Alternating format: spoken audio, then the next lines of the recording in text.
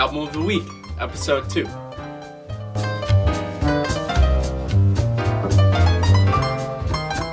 Alright, this week we're looking at Dallas Brass's American Musical Journey. Really cool album. All these albums that I'm picking are going to be cool, or at least ones that I think are cool. This one's a little interesting. So, Dallas Brass, I actually have a picture up there you've seen in my other ones. I don't want to move the camera right now because I think I have it set at a good spot. But Dallas Brass, I have autographs from all 5 members of the band. So the director and the trombonist for the group is Michael Levine. For trumpets, we've got Brian Neal as well as DJ Barraclough. I hope I'm saying that right. Chris Castellanos on horn. I should have practiced these before. Nat McIntosh on tuba and sousaphone. And then we've got Jeff Handel on drums and percussion. I'd also like to note that track number 12 on the album, which is What a Wonderful World, does feature Chris DeRose on guitar. But other than that, it's just those 5 members throughout the entire album. It looks like, according to their CD. They do have some stuff on the opening pages, so I'll link their the place you can get this album below. It is also on Spotify, so I'll link that as well. If you're not sure if you want to purchase it. So I have an autographed. I have an autographed poster of the Dallas Brass, but I've never seen them in person. My sister got that for me. So I went to Fox Valley Lutheran High School in Appleton, Wisconsin, and they've been there a few times, and I was like sick or couldn't make it. When they were there, I wasn't really into trumpet back then, so it wasn't a big deal to me. But man, I wish I could have been there. But anyways, a few years later, after I had graduated, it must have been, my sister got a signed poster and gave it to me for my birthday. So that's kind of cool. So I've never met them, but I have a signed poster of their stuff. I also do have another of their albums, which maybe I'll do in the future. But Dallas Brass has always been kind of interesting to me. I've never really been, I hate to say it, but I've never really been a huge fan of them. To me, they seem more of like the pop version of something like Canadian brass or other brass quintets. But after giving this album a few, I'll be honest, the first listen. So how I do these is all of these I've heard before and I've listened to all the way through. But the week of, I generally listen to it like 4 to 5 times, just to get a good feel for it. And with this one, the first one I was like, I shouldn't have picked this one. Like, it's fine, but by the last one, I was really starting to pick out some different things. So maybe that's just a recommendation to listen more often to things. Listen to this album a few times, and I think you'll appreciate it a little more. I sure did. So, with that being said, let's get into more of the tracks. I'd also like to quick say, the horn player on this is phenomenal. Just stupendous. Chris Castellanos is an amazing horn player. Just wow. Really, really good. That's kind of what stuck out to me. The tuba player also has some really, really crazy licks.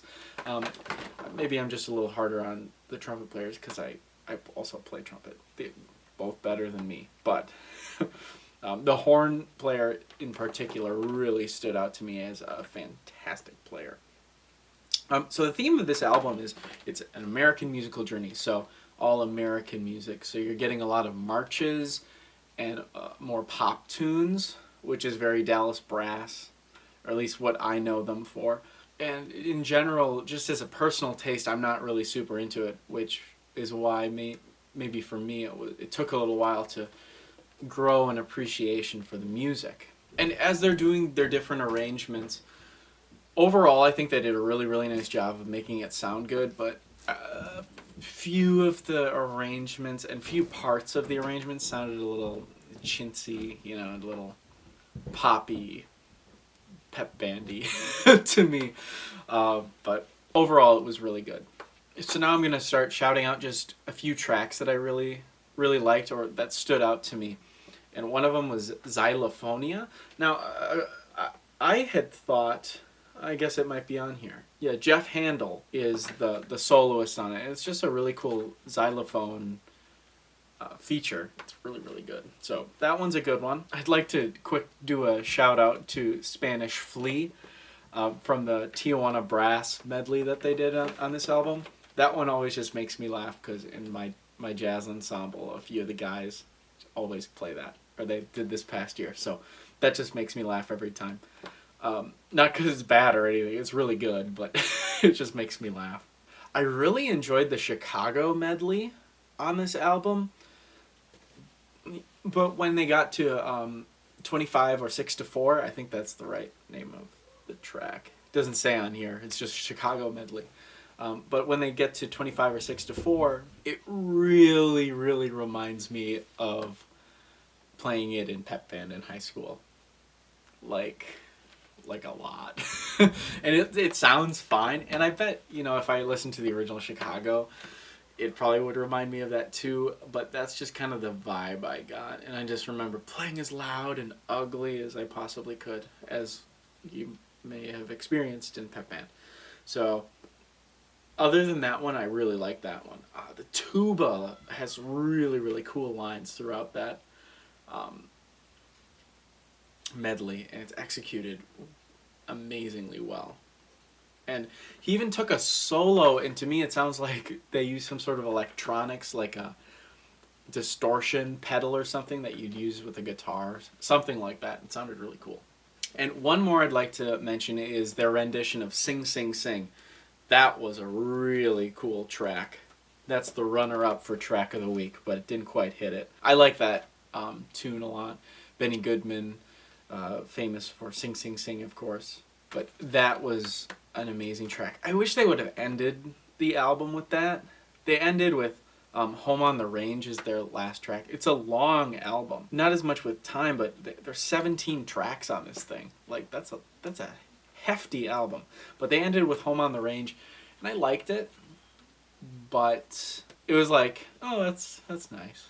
That's how I felt they ended it. I wish they would have swapped it to Sing Sing Sing, but that's just me. And drum roll, please. The winner of Track of the Week is The Incredibles theme song, track number 8 on this album. I really, really liked how they handled it. They really kept the power behind it, which is what I'm always worried about when they do these reductions. Recently watched Incredibles 2 within the past, year or two. That track is amazing. Boo-da-ba-doo-da. I think that's the right theme, but you got Wayne Bergeron on that track, and I thought they did a really, really nice job doing this one. Just the immense power of brass ensemble. So yeah, Dallas Brass is a cool group. I'm more of a Canadian brass, Chicago, more of the traditional kinds of things, but these guys are real innovators, and they do stand out whether or not you like their music. I like their music a lot, but whether or not you like them, they do stand out as trying to do something different with the brass quintet, which you'll see a lot more and more with other groups. Not necessarily my cup of tea, but definitely one that I would check out. And of the albums that I've listened to of theirs, this is a really, really good one. So I'd definitely check it out. All these players are fantastic. You can't say anything to knock them about that, because they're all really good. But yeah, I think this album came out in 2007, so it's been a few years, but I'm not sure if they've released any super recently. I know that they've come out with at least one or two after this one, but I don't know if there's been any recently. But fantastic album. So yeah, that's week 2. Next week we're going to be doing, I think I have it here, I do, orchestral piece, actually. We're doing Mussorgsky's Pictures at an Exhibition next week. We've got, and it also includes Night on Bald Mountain with Leonard Bernstein conducting the New York Philharmonic.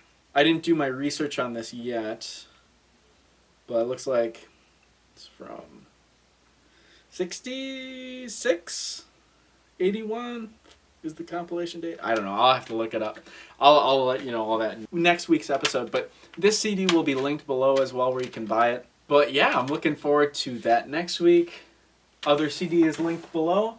I've also got all my social links, so be sure to follow me on all of those. Especially on Instagram. Every single day I post an album on my story. I don't talk about it. But if you're ever like, man, I'm trying to listen to more music, but I just don't know what to listen to. I have albums every single day that you can check out that just what I'm listening to. So be sure to follow me on Instagram. Like below, comment if you have any recommendations for any other albums you'd like to see in the future. Hit that subscribe button so you keep up to date with me and what I'm doing. And with that, I'll see you next week.